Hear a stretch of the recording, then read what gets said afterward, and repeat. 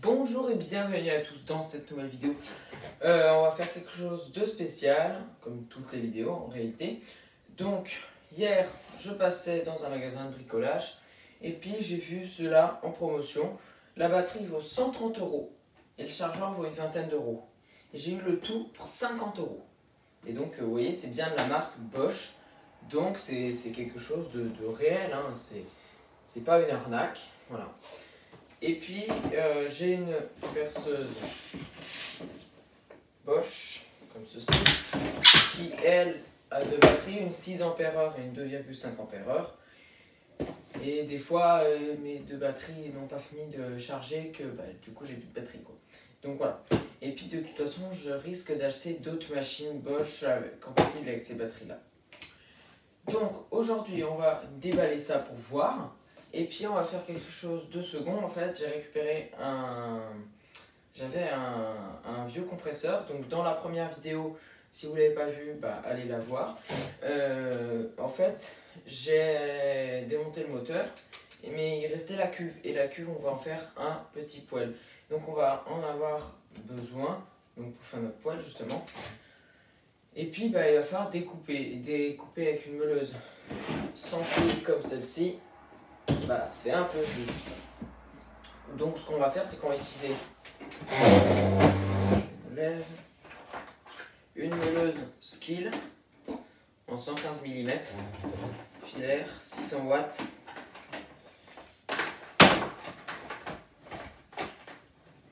Voilà, donc on va utiliser ça. Et puis la grosse Makita que je vous avais présentée donc dans une précédente vidéo qui est équipée d'un disque à lamelles, mais on va l'utiliser pour découper, elle qui est en 840 watts, donc là on passe réellement sur une gamme énormément supérieure. On va donc l'utiliser pour couper le métal. Donc on va changer les disques et sur celle-ci qui est une meuleuse filaire, on va adapter un disque à lamelles. Allez, mais avant tout ça, le générique.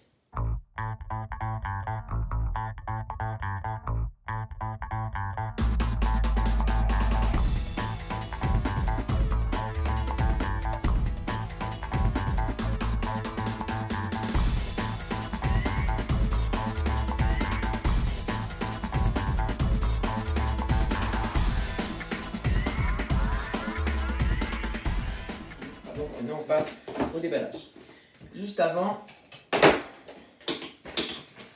je vais montrer la perceuse donc, avec ces deux batteries.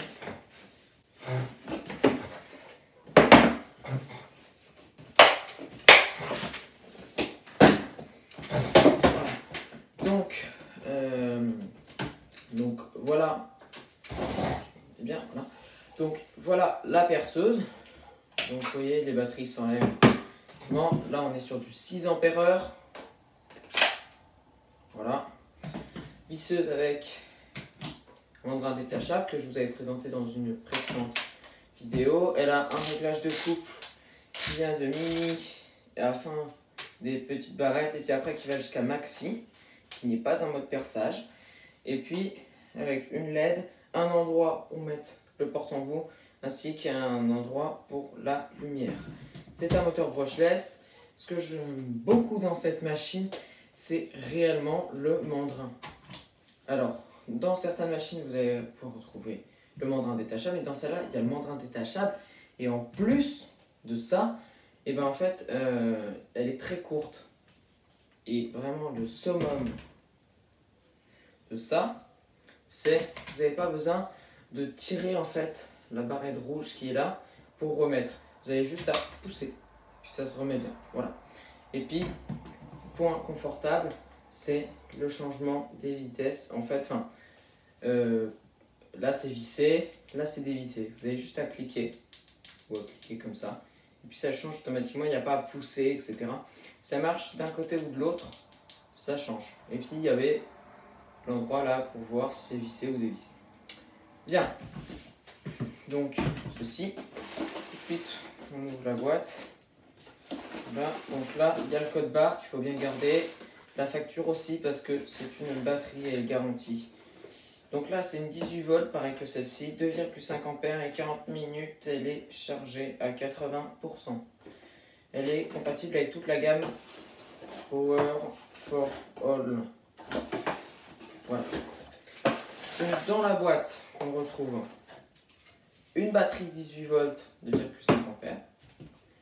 On va voir. Avant la première utilisation, vous devez charger la batterie. Et puis elle va. Voilà, ça fonctionne.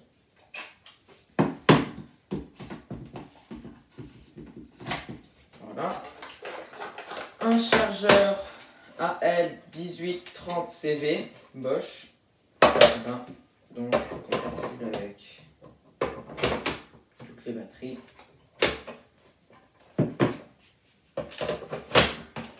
Voilà. Alors, un manuel d'utilisation. Un deuxième manuel, mais c'est pour le chargeur. Et puis un papier de garantie. Bon, je remets ça dans la boîte parce que pour le moment je n'en aurai pas besoin. Donc je range. Et voilà, donc voilà. Donc si vous avez des choses comme ça, quand vous tombez sur des superbes occasions, vous avez qu'une seule batterie ou vous avez plusieurs machines mais pas beaucoup de batterie, bon bah c'est quand même cool d'en avoir plusieurs, surtout quand il y a des promotions comme ceci. Alors, voilà.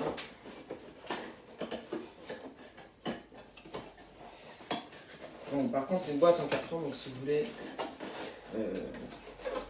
transporter ce matériel, ça ne va pas être facilement transportable. Voilà. Bon, voilà, on passe tout de suite au découpage de la cuve du compresseur. C'est parti.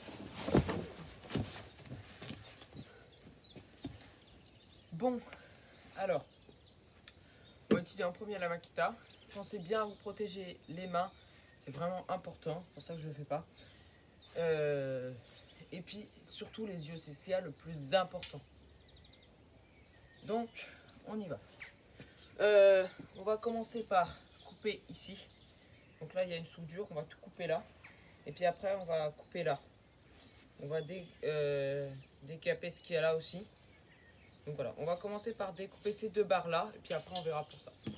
C'est parti.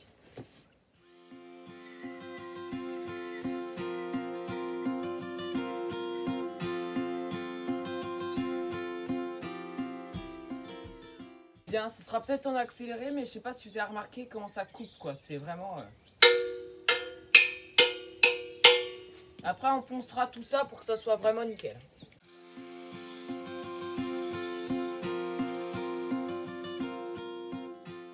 Bon, alors après, on essayera de trouver un boulon pour boucher ici. Donc l'arrivée d'air qui est ici. Cette poignée, on va bien la laisser. On va poncer ça. Là, on va essayer de trouver un tuyau. Mais là, on va déjà tout découper là. C'est parti.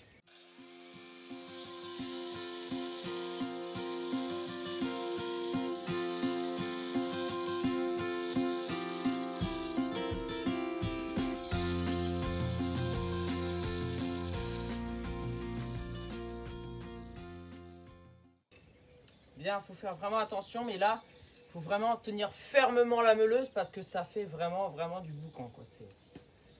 Allez, je coupe ça, puis on se retrouve après. Vous avez vu, donc là, il y a de la fumée, quoi.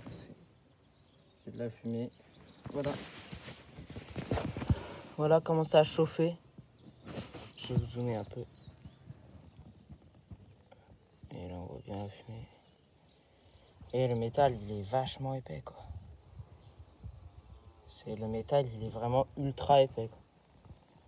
Bon, bah, il n'y a plus qu'à prendre la meuleuse à batterie, donc, qui est une Works, une WX 800. Et puis, bah, on va poncer tout ça. Allez, c'est parti. Bien, donc là, il faut vraiment faire super gaffe de ne pas poser les mains dessus, parce que sinon, bah, ça va rester collé dessus, quoi. Là, heureusement que j'ai pris la meuleuse Makita en 840 watts. Si j'avais pris celle-là, j'aurais grillé, hein. C'est sûr, j'aurais pas réussi, j'y serais encore. Allez, c'est parti.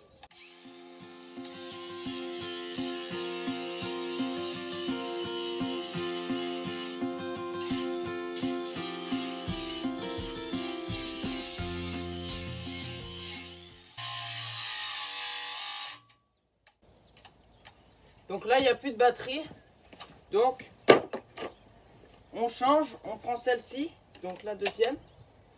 Et puis, on met tout de suite l'autre à charger comme ça.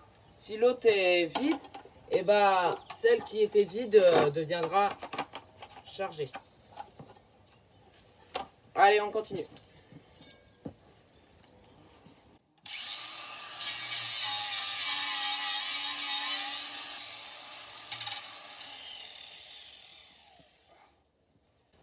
Bon, c'est bon, on a fini.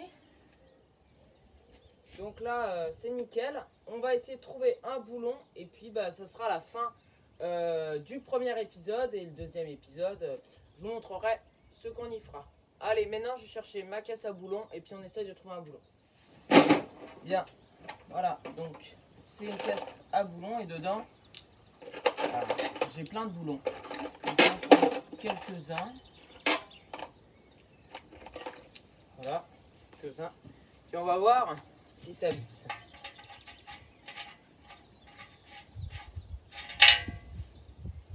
Alors on va bien retirer les poussières.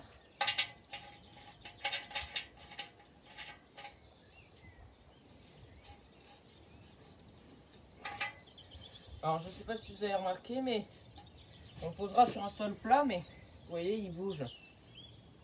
Si je le laisse, il bouge quand même.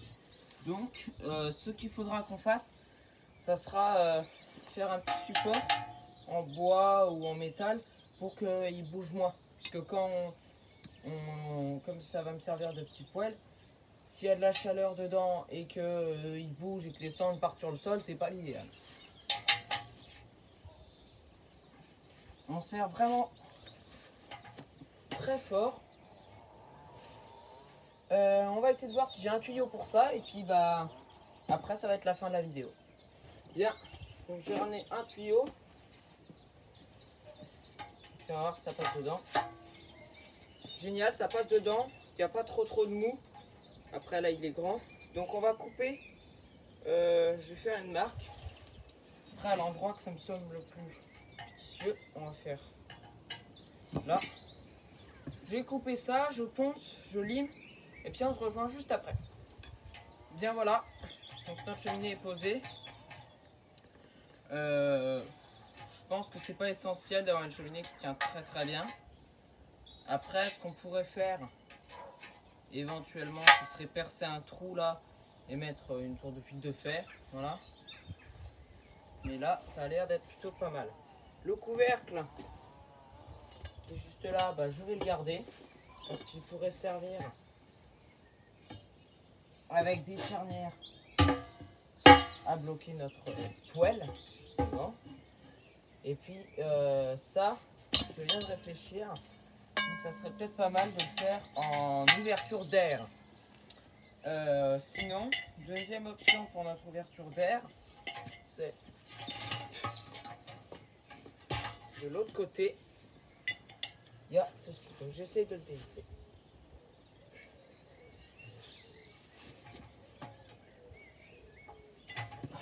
Non. C'est dommage parce que sinon on aurait une belle ouverture d'air là. Bien. Je vais réfléchir comment on va la faire notre ouverture d'air. Mais je pense qu'on va trouver. En tout cas, c'est la fin de la vidéo. Donc si elle vous a plu, n'hésitez pas à liker, à commenter et à vous abonner. Moi j'ai pris un très grand plaisir à tourner cette vidéo pour vous. Donc si vous avez de nouvelles idées de vidéos, n'hésitez pas à les poster en commentaire. Puis moi je vous souhaite une très belle fin de soirée.